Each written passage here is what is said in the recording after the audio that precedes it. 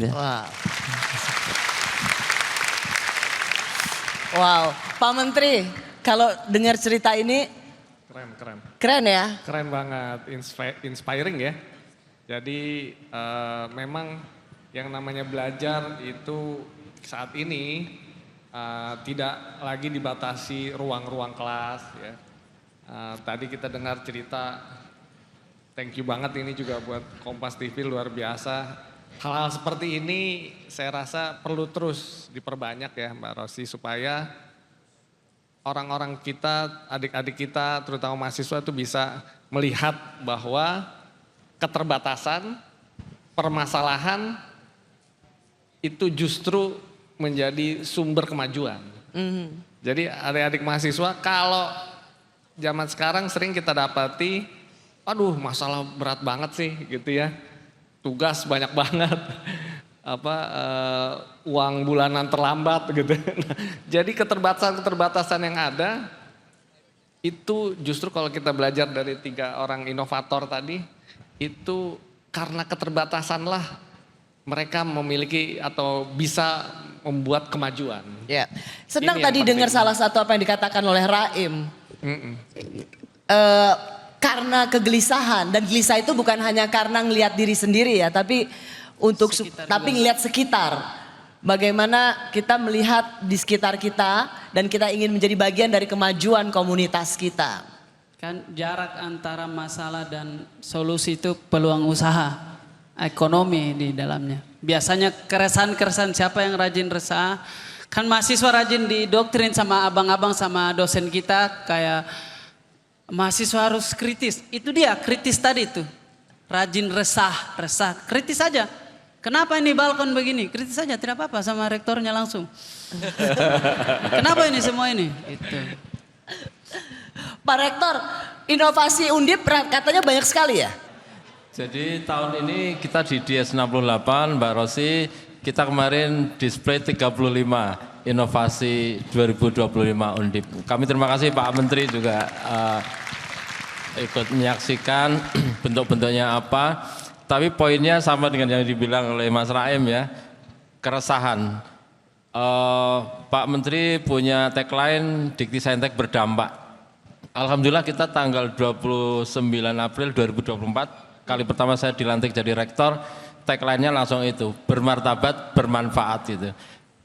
Jadi sebaik-baik orang adalah yang paling banyak manfaatnya bagi orang lain, sebaik-baik kampus adalah yang paling banyak manfaatnya bagi masyarakat gitu. Betul sekali, mantap itu Mbak Rosi.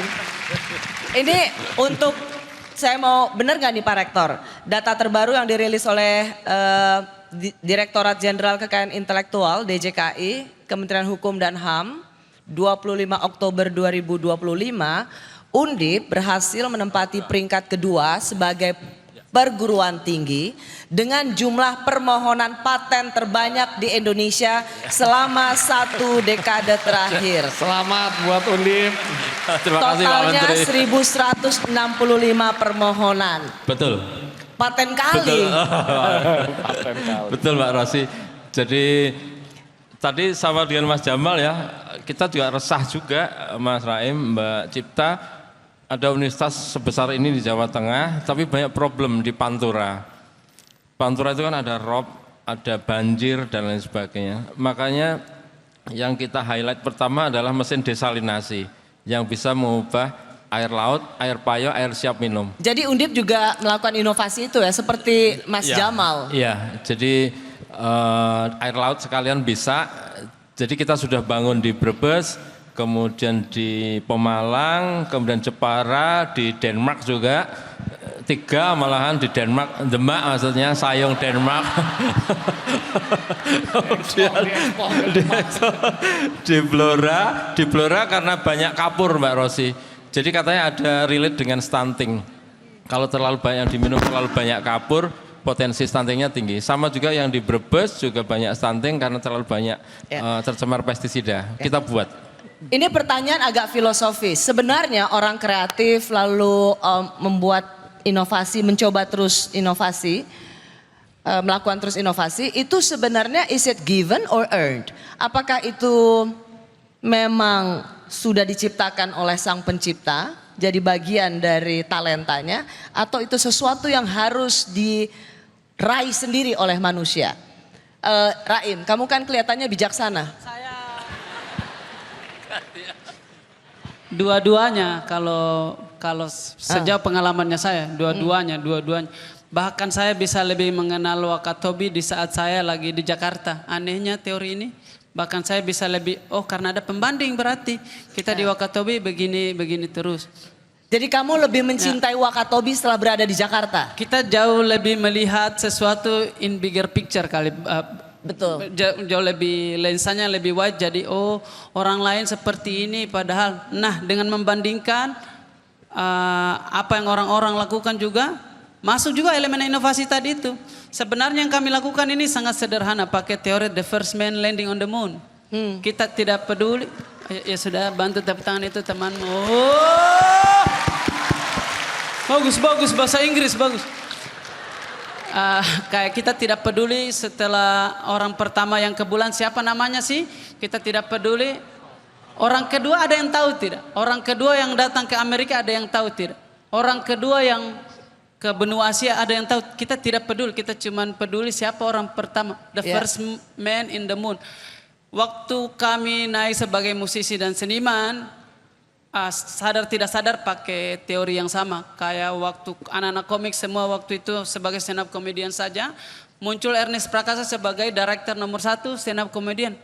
Orang pertama stand up comedian sebagai director nomor 1 dan sampai sekarang masih menjadi yang terhebat salah satunya juga.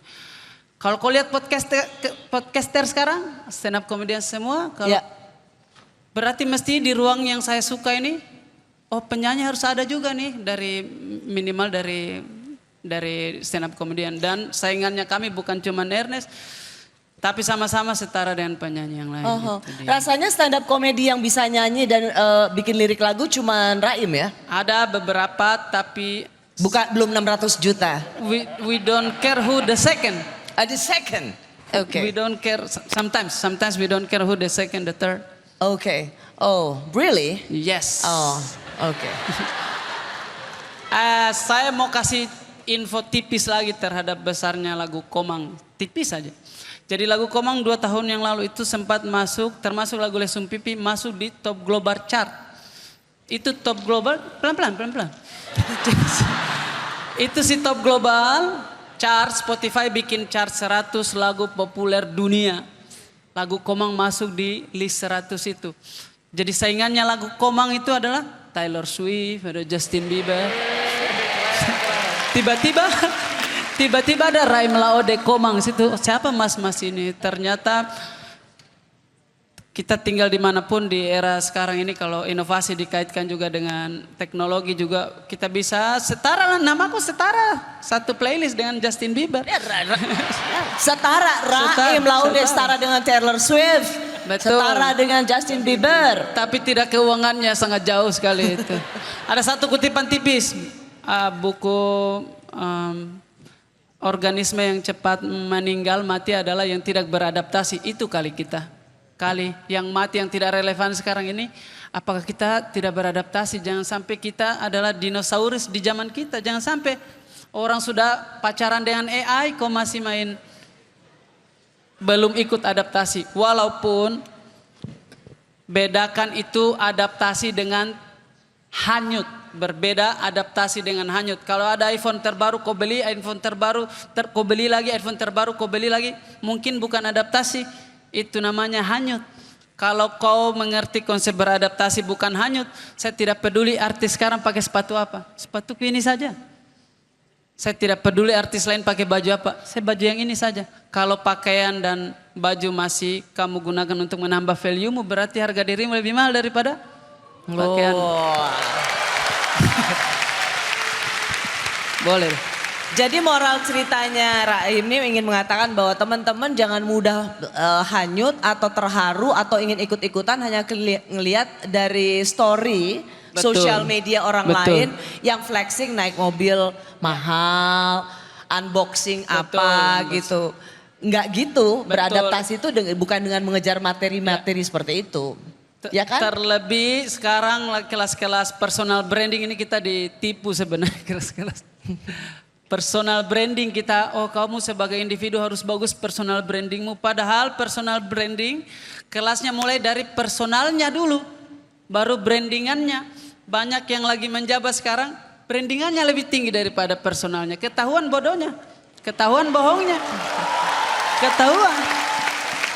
Kalau brandingan butuh budget, baliho, iklan di TV, influencer, tapi personal, temannya apa? Baca buku itu. Baca buku temanmu itu. Perbaiki literasimu. 5 tahun ke depan kau jadi storyteller terhebat.